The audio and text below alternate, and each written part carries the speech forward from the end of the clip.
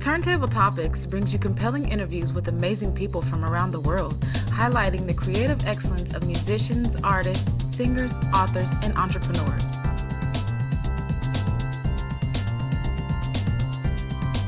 Hello, viewers. This is your host, Tora Spraggs, and this is Turntable Topics.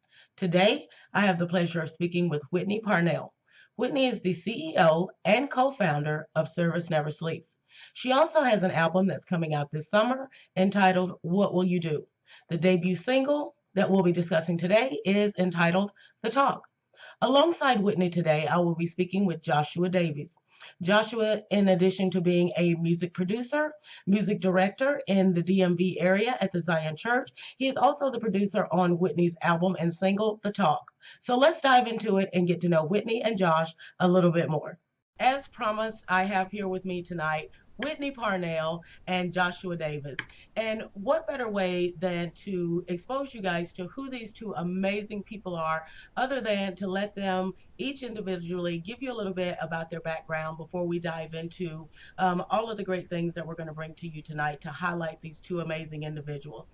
As I said in the opening, Whitney is the CEO and co-founder of Service Never Sleeps. She also has an amazing album that will be coming out this summer. We'll be discussing the single that's being released, The Talk. And sitting next to her with that beautiful smile is Joshua Davis. He's actually the music producer on the collaboration. So, Whitney, if you want to start out and let people know a little bit about your background. So thank you so much for having us today, Tora. We're so excited for this opportunity. As you mentioned, I am the CEO and co-founder of Service Never Sleeps. We founded in 2015, the idea being that just as social injustice never sleeps, service combating it should never sleep either. So our whole focus is on promoting allyship, an active way of life that works to ensure equality, opportunity, and inclusion for everyone. We do that through several programs. But a little bit of background about myself is that I am a foreign service brat. In other words, meaning I don't know where I'm from at all. Moved all around the world and was a wonderful lifestyle that at most really emphasized for me the sense of shared humanity and that we should care about our fellow world citizens, which maybe become a professional humanitarian by term, and then had me start this nonprofit, but also played a big role in a lot of the music that I write, which is social justice focused. So at the end of the day, I'm just trying to make this world a better place through promoting social justice and getting everyone else to be involved in that. And I love that. And that was one of the reasons, we've connected a few times on the phone and we've had some, very detailed conversations. And by the end of this interview, the viewers will get to know why I always say you're such an astounding person. Josh, you want to give us a little bit about your background? Absolutely. First of all, like Whitney said, I'm so happy to be here. This is going to be fun. This is exciting. So this is great. So I'm Josh Davies. Very simple. I'm started out, I'm a musician. Started out young playing music. I'm getting started, and now I produce. I am a music director for different groups, different artists, and I just had the privilege of working with Whitney on this project. She came to me a while ago and told me that she wanted to about the project and what she was doing the project for, and I'm just excited to be a part. I get the opportunity to use my gifts for this cause. I also own a company called Netra Entertainment, and we pretty much have a few different entities, but one of the things that we really focus on is we offer music lessons, music classes to different private schools and just people in general. So we offer classes. I have a team of amazing musicians that work with me on this in this company. So yeah. This will not be the last time you will see these two wonderful people on Turntable Topics. We will be doing another separate interview with Josh, and we'll also be doing a special highlight just on Whitney's organization, Service Never Sleeps, because that in itself it's a whole different entity, but it's something that needs to be brought to the forefront and that you need to be aware of. It's an amazing organization. So after these, don't feel like this will be the end of it, because we will be bringing you more from each of these wonderful people. So Whitney, when we first spoke and I was first introduced to you, you were described to me as a millennial artist / social injustice activist. Break down, what is a millennial artist? Yeah. So millennials get a bad rap sometimes, but also a really great one. But I think it's a really important thing to mention, because when you look at social change and social movements that have taken place throughout history, it's always young people who really start that off. And I think that there's something to be said about that. And you've got the millennial generation, which is so socially aware and so passionate about issues that I think it's really special to our generation. And I really want to pay homage to that and really identifying myself as part of this new movement that's really trying to make a difference. So that's why it's so important to really touch on that millennial piece. In terms of the activism piece, it's so interesting because I think some people are turned off by the term activism, and I don't know how to respond to that. But I do want to pave a whole new lane for what activism looks like in this sort of millennial Black woman identity, in the sense that I'm always of the belief that the way that I move forward is really breaking down what piece of me represents marginalization and my Blackness, my womanhood, through which I should feel empowered to fight for my people, but also the right to just thrive and survive. But what pieces of me represent privilege, my religion, my being educated, my being housed, my sexual orientation, through which I need to be an ally for that corresponding marginalization. So in my activism, I want to pave a whole lane that really takes both of those sides and is passionate about fighting for my people, but also equally as passionate about fighting where I should be executing allyship. And so this lane of activism for me is supposed to be a very unique one that I hope that everybody can take on the charge of doing. So activists may not look exactly like what people see it to have been in the past, but right. Hey, I'm here to try to make a whole new type. But I mean, you're right, because a lot of the times when somebody says, oh, I'm an activist, people tend to tuck and run. They're like, oh, it's a stigma that goes with it. And I really like that you're trying to pave the way for a different outlook when it comes to activism, because it's something that can be very rewarding. Before I dive into the single and discussing the talk, I want to ask Josh, when Whitney first came to you and said, I have this album idea, and the album is titled, What Will You Do? And when she came to you and broke down what the album was about, what was your response, your initial thought on taking on this project? Well, it's funny you brought that up. I want to hear this first. Well, so I think we need to go to the way that she was bringing up the project to really understand my thought process. So Whitney is very, very passionate about this, which is, I think the viewers would appreciate. Like when she's, in creating a song in this album, she's in it. She believes that we were actually just talking about just the impact that this album is going to have, and Whitney's going to have, just by her belief in just the thought that she wants people to have a chance to have equal rights, justice to be for everybody. I mean, she's really just passionate about that. So she was very passionate when she brought the album up to me and saying that, I really want to bring out these topics and I want to talk about this thing on this song and this thing on this song. And I'm, she's telling me all this, and I'm like,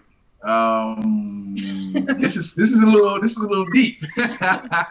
We going in deep on the album, aren't we? But I think that my initial thought was there's two folds. I thought that it was very serious topics, and I thought it was going to be a little tough because people don't normally, this is not a normal type of subject matter for an album. Right. I think that I knew it was going to be a challenge, but I was also very excited about the challenge that we would give people. Also, the opportunity to really put this out in a way that is challenging to people, so that they can change, so that they can be provoked to thought. Can I just throw something else in there, Of Tora? course. So I don't know if this was mentioned, but Josh and I know each other because we go to the same church. Yes. I sing on the praise and Zion worship Church. team. Yeah, Zion Church. Hey, shout out. And Josh is the music director of the entire department.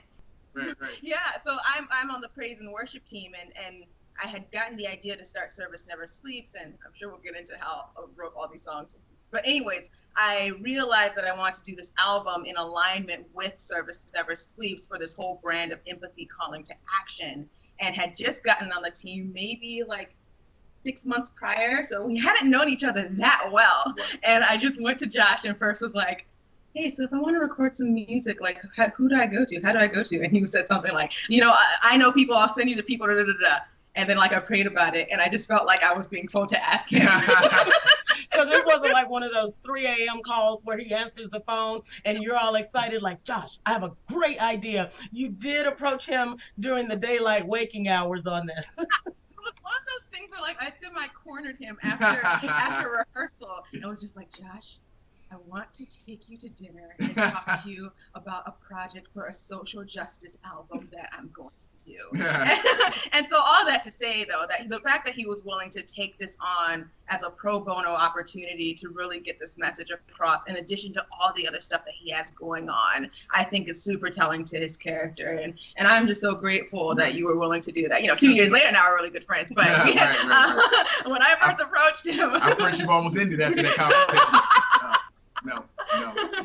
But because Josh is very true when he said it's a deep album. All of the when you sent me the list of titles, I've read through it several times since sending me the list of each of the titles on the album, and we're going to keep everybody in suspense, and we'll go through the different titles more towards the end of the interview, because like I said, they're heart-wrenching subjects. They're deep things that a lot of people don't want to talk about, things that should be talked about in order to progress towards healing. So I think this album and this idea, this creative, is a beautiful idea, and I'm honored to be able to sit and speak with both of you tonight on this project. So I want to extend my thank you for both of you giving me your time tonight. Thank you. We're so grateful. And then Josh, real quick, so once you came to you with the project, now as a music producer, now I like to say a lot of the music now is like the push button productions. With this type of content that Whitney put together, it's really hard to just sit down and say, okay, let's just put something together. Let's just do it. What was your creative processes behind these strong topics that she's discussing on the album? Well, that's a great question. So my process was, first of all, I wanted to really understand where she was coming from. So she had the songs, the lyrics already sketched out, and she sent me drafts of all the songs. So what I did was I just took, I had to be at least, a week. I can't remember when we first started, what that time frame was, but I know I sat with the music and just listened over and over and over again of just what she was trying to get out, the message that she wanted to really get out to the listener. So I wanted to understand where she was coming from, first of all, and then the process practically was I wanted to make sure that the music embodied that message. So it's obviously tough subjects. So I wanted the music can almost be the drawing factor to people listening to it. Right. And once you get them listening to it, then the message would just be the punch. You know what I mean? So I wanted to just really be strategic about how, with the, what can couple that message in a way where people will be provoked to thought, but also be grooving too. Like, oh, okay, this is good, and they don't even know that they're like really they're digesting something that we really want them to be changed by. So. Well, and I read the intro on the talk. It still gets me every time because it's kind of haunting, and it kind of draws you in, and you're like, okay, where are they going with this? You're waiting on Whitney to start singing, and hear the rest of the melodies and everything combined in it. So now, as far as the debut single, The Talk, what drove you, what inspired you, Whitney, to release that as the first song debut on the album? Well, that was actually the last song that I wrote. The rest of my music I'd written over the past 10 years. And when I had first sent Josh the 10 songs that were going to be on the album, that wasn't on it. And then last summer, Alton Sterling was killed. The next day, Philando Castile was killed. And that was just an incredibly difficult and heart-wrenching week, just to think about all the implications about the fact that this talk, which has been passed down across Black households for generations, still just feels so necessary and urgent today. And I had written that towards the end of the week, with all these songs, it was just sort of the case that I was just sort of hit with the melody and hit with particular words, and then it would just all sort of fall out within hours. And that was something that it was like maybe 4 o'clock in the morning towards the latter part of the week, where I was just so anxious and filled with anxiety over what was going on, but also really angry because it had been this week where on the one hand, I was trying to process what this meant for me, what this meant for my sisters, future loved ones, and just the implications of our own people's history. But also, you know, I run an organization that's about social justice and about allyship, and talking to a lot of stakeholders that weren't able to understand just why I was just so upset about this, who were out of different communities that were very well intentioned, but it was almost more offensive to feel like I was having to prove why I had the right to be upset and what the implications were. So it just seemed like I needed to write this as a way not only to have my own catharsis and to provide validation to a community that was collectively mourning, but also I was going just blue in the face trying to get a point across that I thought I was making so clear to other communities. And it just seemed that, you know what, how about you just hear the typical talk that Black parents give their kids across the country that's been happening for decades, and let you pull from that what the implications are about the fact that this is a collective talk, and what would you say are the implications of that? And it just sort of hit me, you know, to a certain extent you can have as much evidence as possible, but nothing's going to touch people more than empathy in their heart. And so that was a very difficult week that continues to be difficult, but hey, that's what inspired that song that week. Well, and you know, for the viewers, if they haven't gathered, the talk is a song that's based around racism and police brutality. And with more than ever now, you know, Whitney and I were having a discussion last week about, you know, in this day and age, I still find it perplexing and hard to believe that we're having these discussions and still having to go over this same topic. But now more than ever, it seems almost rampant. And there has to be something, some sort of way to frame this so people understand that it's not just a community or a culture of people saying, we want justice. A lot of people relate it to when they hands up, you know, don't shoot. And that's one of the main lines all the way throughout that song, hands up, hands up. So if you can talk a little bit on why you felt it was so important for people from other cultures to understand the framing behind this album as a whole and the framing and discussion around the talk. A lot to unpack there. Work backwards. It's really interesting because it's so interesting because it feels like this talk is still necessary today. But one of my closest friends, who is also very much in the movement, he was the first person that I sent it to after I wrote it. No offense, Josh. I called Josh the next day and was like, we got to take out a song and put this one in. So I promise you were in the top 10. See how this goes. But my friend, he was like, Whitney, I understand what you're trying to do here, but I'm frustrated that we have to give this. And not just like historically the implications behind that, but almost he was like, I don't want people to get confused with the messaging that the responsibility is on us to stay alive. Mm-hmm. And so that's why this is such a complex thing to unpack. It's like, we shouldn't have to give this talk.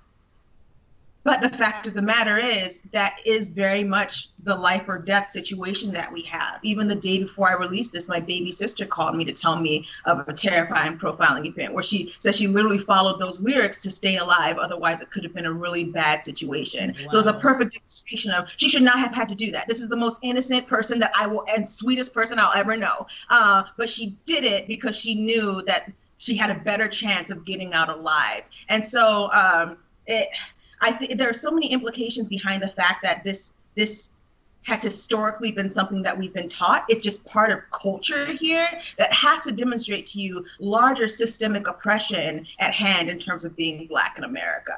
And so that whole hands up notion is just so complex, and that there's just a deep history there in terms of oppression of Black people that has just, even as we've gotten more equal rights, right? Systemic oppression is the case that it's not just about equality in terms of rights, it's about equality in terms of experience, it's about opportunity, it's about inclusion. And I would say that you could see the evolution, you can almost see with the evolution of times that this is demonstrating in this ways in regards to law enforcement that really has its implications around being Black in America. So it just makes me so frustrated because there are so many implications there. But I will say, and just like with the entire album, I need to learn from this in terms of what my friend can attest to, my constant ranting. But the most effective way that you can get through to people is empathy. What I always say about social justice is three things: that social justice is right, that nobody loses with social justice, and that empathy is the key to unpacking everything, right? There's something about saying, man, if I were in this situation, what would I want people to do for me, and how would I feel? And so that is why all of the songs on this album are written from firsthand perspective, as a way to say, take out your judgment about the situation and just imagine if you were listening to this from your daughter or your son, or if actually you were the one singing these words. How would you want people to react from this and to this, and what would you want people to do from there? So empathy really is the call to action that is sort of rooted in this entire album, and particularly in this song. Wow. Now, Josh, since you've been working on this song, when you're out and about, have you had that knee-jerk reaction to kind of look over your shoulder? You know, if a blue and white rolls by, has it made you think or move throughout your day in a different from before you started working with Whitney on this album? So I wouldn't say differently. I don't think I'm moving any differently. I think the reality is I'm a Black man in America, and that's the reality. Is I've been pulled over and treated unfairly before, but the song was just a reminder of the reality that we live in, but also really just it was just a reminder to keep certain things in mind. I obviously, as we're going through this process, and I enjoyed working on the song for a few different reasons, because obviously I've been through situations where I've been treated unfairly, but also too, but to give people hope too. I think that this is not a song where we're bashing or we're just trying to say it just to say it, but we want to, just give people hope that people are seeing, we're recognizing that there is an issue, and sometimes that reminder is enough in itself to say, okay, there are ways to get out of this. It's not just like a hopeless situation where, this is going to be, it's bad, but it's not going to just end bad. There are ways to get out of certain situations if you are able to obviously be calm, collected, keep your cool, and fight the right way. And that there's hope in the sense that we don't just want Black people listening to this, right? Right. Most of you I've said this to are not Black people, right? Because there's something to be said. We were just talking to someone this weekend who is white, who was saying that, she's always having to have these conversations with her own to demonstrate, look, there's an issue here that you're not understanding. So the more people that we can touch outside of this community, Absolutely. that can have that perspective that can be touched, or even have a way to articulate an empathy that they already have, that's empowering them to be the allies to go and influencing their own at that dinner table, so that their own could be preventative in itself. So that's the hope in both Bringing awareness as well. Awareness does make a difference. Yeah. And equips people to be able to make a difference. So it has to feel amazing from a producer standpoint, because a lot of producers, they're looking for the next big club hit, the next big, thing that's going to land them on the Grammys. So knowing that you're an integral part of this movement, how does that feel from a producer standpoint? Amazing. It's like, it's just as big as having a club banger or whatever. Like, I love it, because the thing about music is that music lives on forever. You know what I mean? So even in 60 years, 70 years, this song is going to be living on way past myself. So I'm excited about the opportunity for not just what it's going to bring now, but just for forever. Like, this is a staple and a testament to and it's gonna be, I think it's gonna be a blessing for people's lives and a reminder, bringing awareness to everybody. So I love it. I love it. Feels I good. agree, and I cannot wait to hear all of the other songs and listen to the album as a whole, because right now, I've just been listening to the talk, but some of these, and just to go through real quick, My Life is I'm going through the titles of the album. So My Life touches on general loneliness, and it's written from the perspective of a homeless individual. Closeted touches on LGBTQ bullying and hate crimes. Hold On focuses on mental health and suicide issues. So when we say that this is a strong, deep album, we are not kidding you. And the way that Whitney has this structured also is all of the proceeds are being allocated in a special way. Can you tell a little bit about what you're doing with the proceeds from the album? Yeah, so we're very blessed that Opus One Studios, which is a charity label, is the label through which this album is being released. And every cent of the proceeds are going to my organization, Service Never Sleeps. So, but the whole idea being that while this is an independent effort, there is so much alignment between this whole idea of really the best way to effect social change is by a call to action from people. And you can get a call to action from people through empathy. And so the album is very much aligned with Service Never Sleeps goals, which is why every single cent of the proceeds will go to that organization's efforts.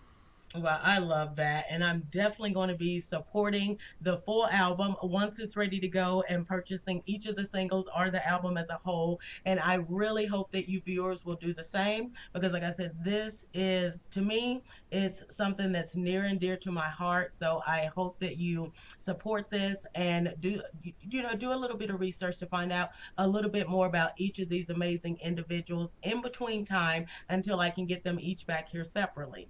And so now I kind of want to delve into, like we said, the talk exposes an all too real dialogue that families are having to have. Can you kind of give a little framework around that talk? Exactly what are parents having to say to their kids and family members before they leave? Yeah, well, obviously it looks a little different based on each individual, but we tried to break it down pretty simply to three main points. If you're starting to get approached, stop is point number one. Point number two is, in that engagement, just nod and smile just to get through it, being as mild as you can. And number three, stay alive. And that's ultimately what it comes down to, is those 3 points.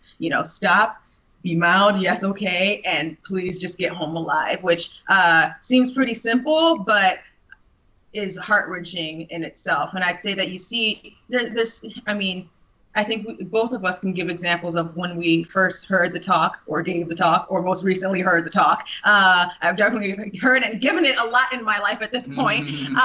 And they all look a little different, but I think those are the biggest takeaways. And there's just implications in the fact that this is just all you got to do is say it's the talk to another Black person, and they know what you're talking about, and implications around the fact that all of this is around how do you make sure that you get out of this alive. And I was talking to another friend of mine who was white, who was saying how, when I get stopped, I'm thinking, man, this is ruining my day. And that is not what I'm thinking when something's behind me. I'm thinking, oh my gosh, heart rate is multiplying, and okay, I just want to stay alive. And the implications behind someone's reaction to the possibility of getting stopped, I think is quite telling. Yeah, I think Whitney hit on the main points, but that talk for me, so putting myself in a moment, it's definitely a situation where, I want to explain that being right in the moment doesn't matter. And I think it's more important to get out of that situation and fight, in another way. You can't be mad in the moment and then trying to you gotta be in control. Even if you don't get a say, if you don't get, even if you don't prove your point in the moment. I think that for me, that's the point that in talking to different people, I try to relate, and I keep that in mind myself, that in the moment it doesn't matter, because you don't want to be put in a situation where, you're aggravating the situation.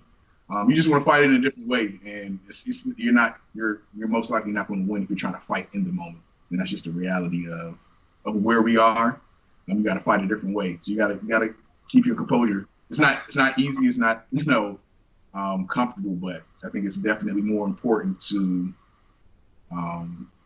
keep your composure in the moment. Mm-hmm.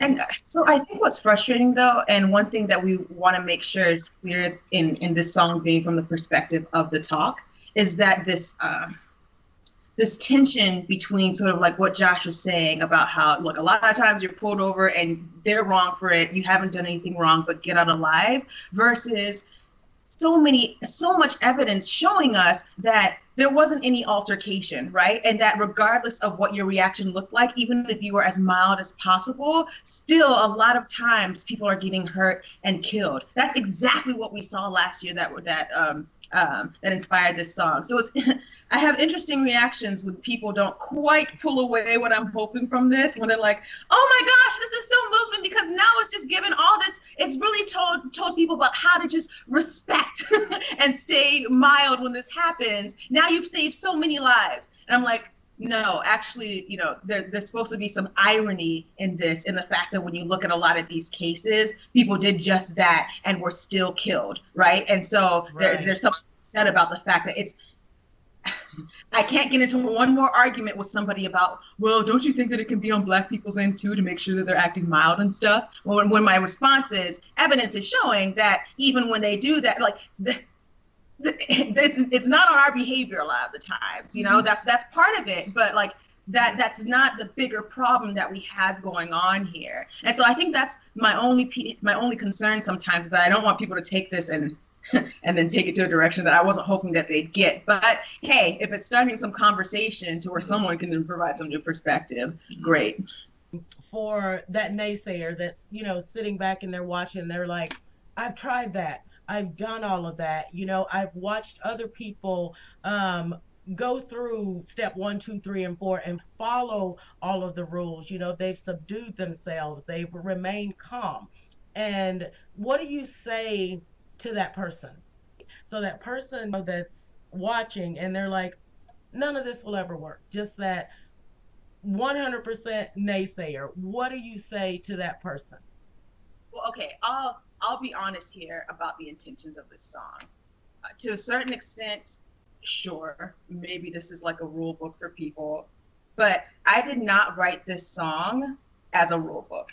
I wrote this as a way to validate a community that was mourning the fact that we have to give this talk, and to provide perspective for communities understanding the fact that this talk still had to happen because we were still getting killed. So I can't say that I would be talking to someone who's saying, I've tried all of that and none of it works. I don't know that I can speak to the hope that I'm giving, saying, but if you do this, then you'll stay alive. Right. I think the hope more speak towards is, look, I feel you, and this is not okay at all. And I know that a lot of this stuff happening is not our fault, but the hope is that in a message being out like this, more people are going to hear this and maybe be influenced by it so that it can stop. And so I just do want to make it clear that my intentions with this song are not to tell Black people what to do to stay alive. It's to validate the fact that we mourn over the fact that we have to do this. It's really to provide perspective about the fact that we have to do this in the first place and what that means. Does that make any sense? Yes, it does. And I really like that you put it out there like that.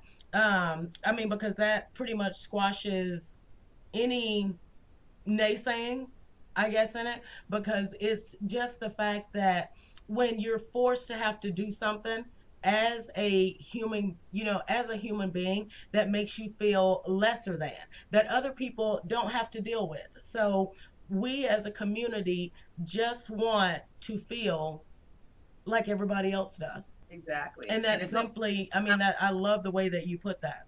Some people like to jump right into things. We like to call them we have the keyboard activists that will get on and they will type all day long and put in their 2 cents. Then you have the people that they will get out there, they attend the marches, they do things within the community. Then you have that other person that's sitting at home and they don't know what direction to take. Do you have any ideas that people can, just within their own community? Because to me, that's where it starts at, working within your community. This is everything that I'm about. Uh-oh, get ready. it's interesting because we're in a time where so many people are like, I need to do something, which is awesome. I'm a believer that so many people want to do stuff, and that I always say, like, when you look at the spectrum of people, on this end, you've got people, not you, Josh, but you've got people causing the problem. On this end, you've got what I call pitchfork people. So the ones who are like, give me the pitchforks and give me the signs, I'm ready to go. And then all throughout here, you've got the influenceables, people who'd be willing if they were just ever so moved. And so I think that we can really coordinate a lot of that energy. And I think that where a lot of anxiety comes is people will say, I need to get involved, but I don't know how. I can't be calling my senator every day, and I'm not one to like shut down the streets every day. And so what really you need to break down is that you've got the direct action scale, which goes all the way from like service to self-help to education to advocacy to direct action, all stuff that you can do that's sort of within the, like maintaining the systems versus trying to just break the whole system. And then you've got like allyship. And for me, allyship is just a way of life. It's how you work on yourself to just constantly educate yourself to become as conscious and respectful towards marginalized communities, but then figure out where you fit in that direct action scale. So I always say that people can already just make a difference in just constantly committing to working on themselves and being bridge builders with their own to understand these issues. We're moving the needle just as much by going and doing service as we are by, when somebody says something, really taking the time to engage with them and bring them over. You still move the needle of social justice that way. So I really would just want to empower people that in being bold and being deliberate about constant self-education and others' education, that makes a difference. But then separately, I'll say that what excites me about service is that it's twofold. The most effective service is one that's mutually beneficial, right? We've got to take a patriarchal idea of like, I'm coming down into this community to help you, poor soul. No. The best service is when you are in the community and really working together and understanding what needs look like and really supporting that, not trying to sort of impose. And in that, you're growing and you are getting a lot out of that as well, so that it's mutual. But then I'll also say what's beautiful about service is that we can all do service appropriate to our own interests, our own talents, and our own skills. So even with Service Never Sleeps, like our main programming is facilitating matching young professionals to do skills-based service with local nonprofits to help those nonprofits grow in capacity. So like literally a way of saying, use the skills that you have from your job to actually help make a difference. But then you've also got other people who like use their talents to make a difference. Josh being a perfect example with this album. But then you even got people like, even though my organization is about skills-based service, I'm always going to personally feel most impactful by doing outreach to our chronically homeless neighbor or answering a rape hotline and meeting the survivor at the hospital. That for me, it's always going to be about that intimate thing. So all that to say is that there's an avenue of service and impact for everyone that's really relative to their interests, talents, and skills. But if you got to root yourself in that why, in that allyship, in that social justice, in that equality, opportunity, and inclusion, and then figure out what your fit is on that direct action scale and how your impact looks like in a way that's meeting and supporting, not imposing. Well, I have to ask Josh, does she bring this type of fire in the entire album? Yes, she does. Like, yeah, and the studio sessions too. Wow. So, and you touched on, I want to put down a quick question here. When you spoke about the allyship, your organization, do you sit down with an individual, go through the different things that they have and help them to just, determine what skills they have to be able to go out into the community and share? Yeah, well, for Service Never Sleeps, it is primarily skills-based service. So our main program is a year-long fellowship of part-time service for working young professionals. So people from your Deloittes and your Accentures and your EYs who are still working full-time, but through this fellowship, they're matched with a local nonprofit to do skills-based service to help these nonprofits grow in the capacity to execute the solutions that they already have. And so it's a pretty intensive process where we really identify nonprofits that are at the ground level, know what the issues are in the communities and have solutions to be able to execute that, just lack the capacity to execute as fully as they could. So we work with the nonprofits to really identify what are they trying to do, what skills-based need do they have, ranging from operational to strategic to marketing to programmatic, and really develop full year position descriptions that take at least 10 hours of service a month to really focus on marketing, that skills-based stuff. And then separately, we select our fellows and we really evaluate what is their passion, what are their interests in terms of issue areas, how are they hoping to use their skills, are they hoping to use skills that they use at their job, are they hoping to use skills that they're not able to use at their job, are they hoping to gain new skills, and like how do we find the best match between your interests, your skill desire, and then the nonprofit's needs, and then match them all together. So it's pretty intensive, but that's like service should be intense. Service should be something where you're going to make a commitment to making a difference, which takes time and it takes deliberation. You should be deliberate about thinking about what the impact is that you're going to have. So yeah, it takes work, but changing the world takes work. So that's why we have a pretty deliberate process there. So it's about moving with a purpose. Like a lot of people that know me quite well, I say do everything with a purpose. Spending this time with you guys tonight, there's a purpose for it to bring that awareness. So the same thing with, the skills and the allyship, you're doing it and you're doing your community service and your activism with a strong purpose. It's not, just walk on the beat, I'll do it for a little while and then, move on to the next thing. It's something that really takes dedication. And we can see that you're very passionate about, and I love that. You can just see her just get fired up every time, Josh. Well, and I know we're coming down. We have about 13 minutes or so left. And at the end, so you guys, stick around because they are going to give us a preview and close out the show with giving you a preview of the song, The Talk. And I guarantee you're going to love it because I do. And so now I'm actually I'll get to see it, for myself live and direct as opposed to, the YouTube video. The album is titled, What Will You Do? It encompasses call to actions. Topics include youth, female marginalization, homelessness, poverty, and a big one now, human trafficking. And over the last few months, from meeting people through different social media outlets, I can in all honesty say I did not realize how rampant human trafficking was. So for that person in your family that may joke about it or may feel, well, it's okay. These women, these kids or, these young girls or these young boys put themselves in that situation. How important is it to be able to take a stance against people that think that way within your own family? That's a great question.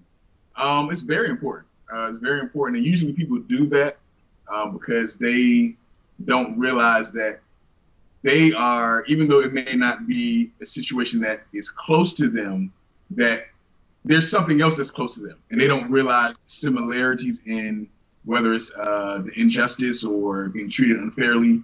And they're thinking about it as somebody else's problem. But what is somebody else's problem is everybody's problem. So I think it's definitely important.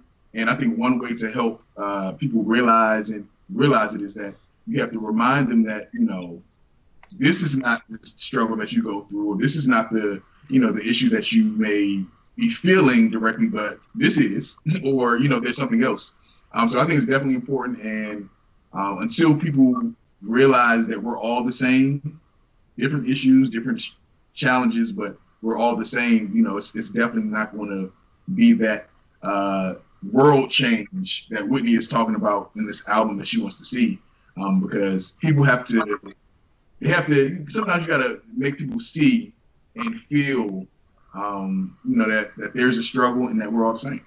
Mm-hmm. So, and I think Josh hit it on the nail on the head there, in that there's so much impact that can be had by just engaging. We want to finish this album with people feeling like they need to do something, but once again, not to feel overwhelmed by the fact that there's nothing that they can do about these issues. It's about the fact that right at home and having those conversations and being preventative, that's doing something. And that allyship in particular, right, isn't about me as a Black person talking to another Black person about like our racism. It's about a white person talking to another white person about racism. So allyship in regards to sexual assault, isn't about fellow survivors talking to each other. It's about, I don't want to generalize, but like male culture, right? Male dominating culture, and like other males talking to other males about that. Same for like homophobia. It's not about gay people talking to each other, about straight people talking to each other. And there is something, I always say that,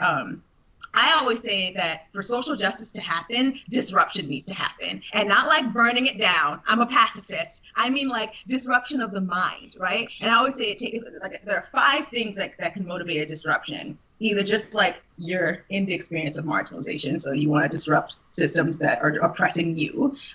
Your just personal beliefs about what's right. Witnessing something. That's why like all of a sudden we're seeing all this stuff about police brutality touch people because of all these camera phones, you know. Right. Knowing someone personally that's marginalized. So me knowing someone of the LGBTQ community and like there being a face on that pain, but and then if none of those 4 works, hearing from someone you trust, that makes a difference. It makes a difference for me to talk to another straight person about how homophobia is wrong. It makes a difference for a man to tell another man that victim blaming and saying that she deserved it because she wanted it because she was wearing it, that's a problem. It's just different. And so that's why these dinner table conversations, talking to your own family members who trust you and your insight, or talking to people who are just like you in these different categories, that has impact further than we know, and that can stop a lot of horrible stuff from happening, one mind at a time being disrupted. I really like that saying, and I want you to give it back to me one more time,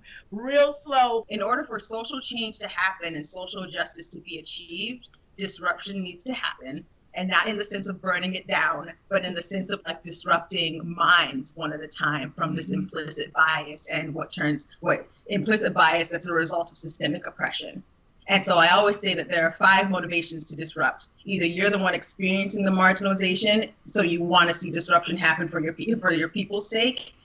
You just generally how you're oriented in terms of what you believe to be right and wrong, in terms of witnessing something blatant that just moves you, whether it's from like seeing the camera phones like killing another Black person or experience. So like having a personal relationship with someone who's in that state of marginalization and seeing a face to that experience rather than like a judgment on the lifestyle. And then lastly, if none of those work, hearing from someone we trust, and that's allyship.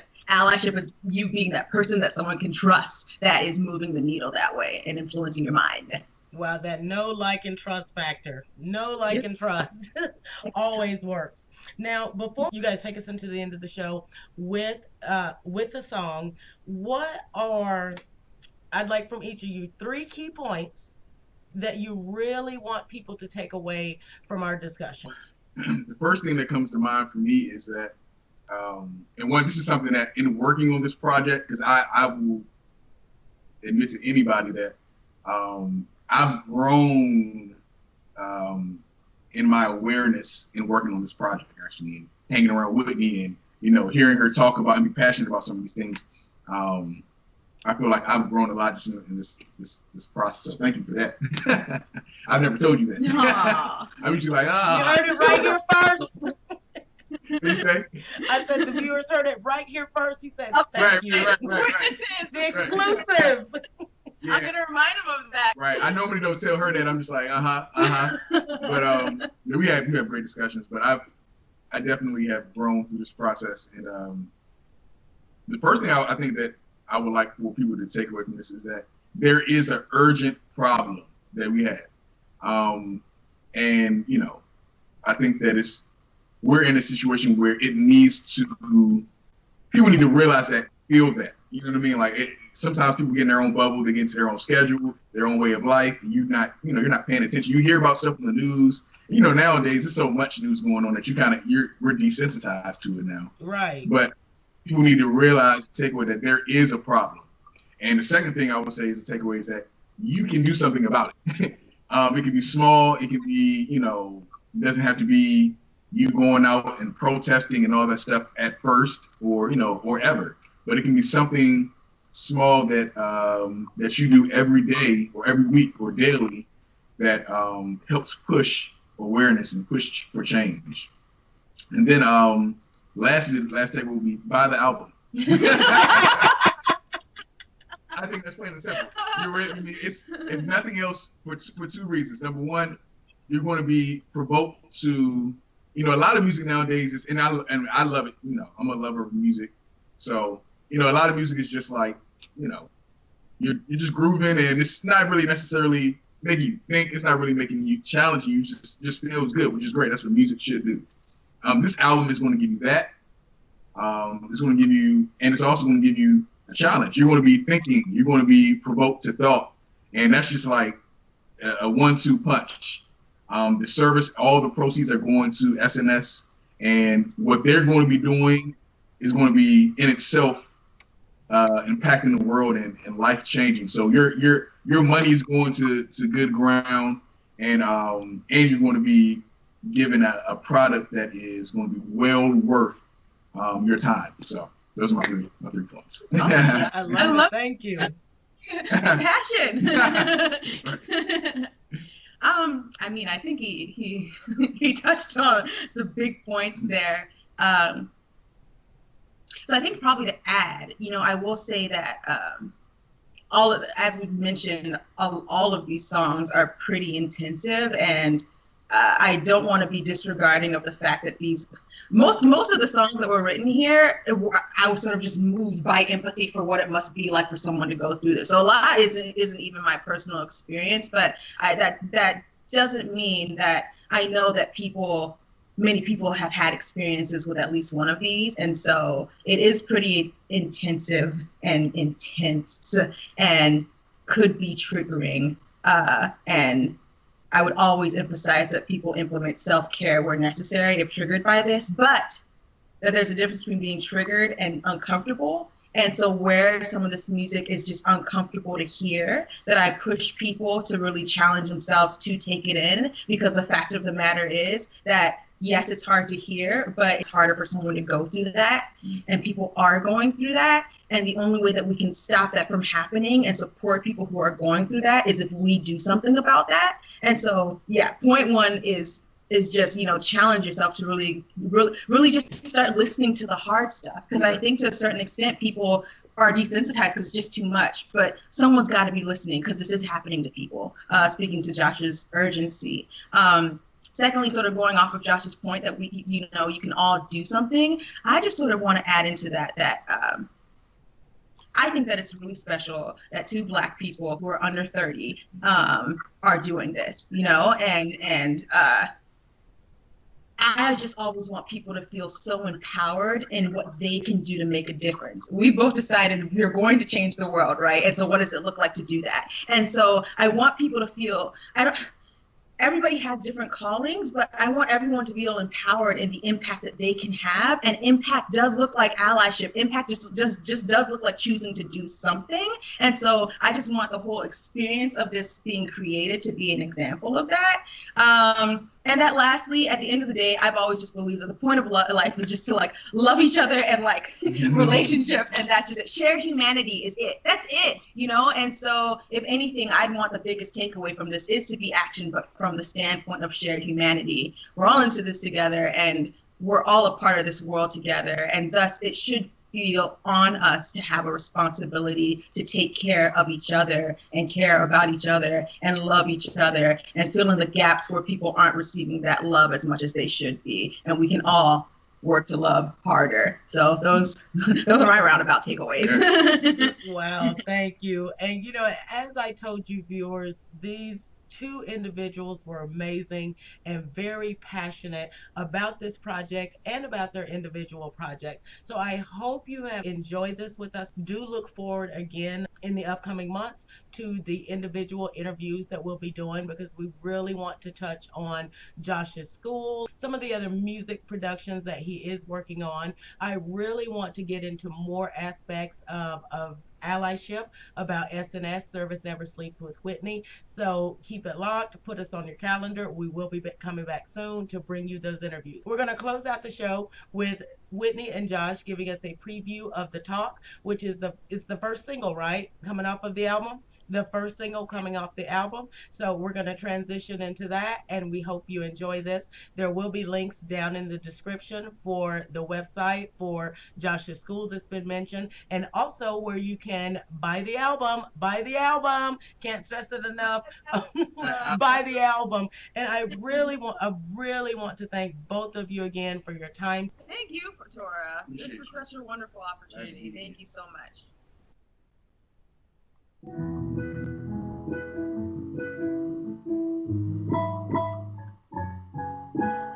hands up, hands up, hands up, hands up. Stay alive, stay alive. Hands up, hands up, hands up, hands up. Stay alive, stay alive. Listen to me, son.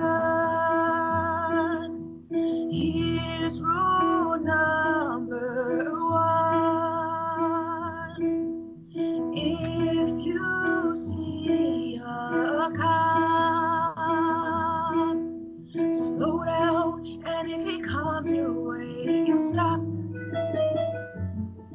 Get down and smile, obey in all you do. No matter what, please always make sure you have your hands up, hands up, hands up, hands up. Stay alive, stay alive. Hands up, hands up, hands up, hands up. Stay alive, stay alive. Here's rule number two. No matter what they do, sister, no matter what they say, unite and smile and say yes sir, okay. Don't matter if you think it's wrong or right, 'cause right or wrong, baby, ain't worth your life. So keep your hands up, hands up, hands up, hands up. Keep them up, up, up, up, up. Leave them up, leave them up, leave them up, leave them up. Keep them up, up, up, up, up. Here's rule number three. Just get home safely. One day you'll tell your kids the same old thing, and you'll spend your whole life just worrying about your son and him staying alive, about your daughter's trauma and if she'll survive.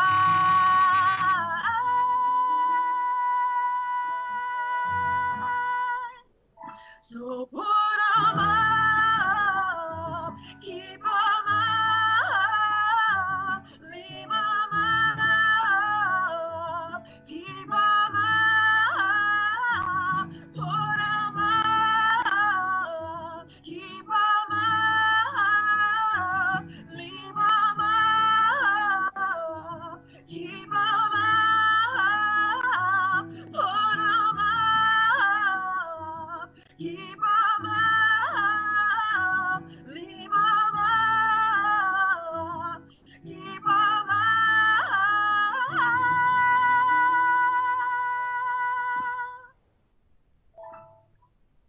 Stay alive, stay alive. I just want you to stay alive. Please survive, please survive. I just want you to stay alive.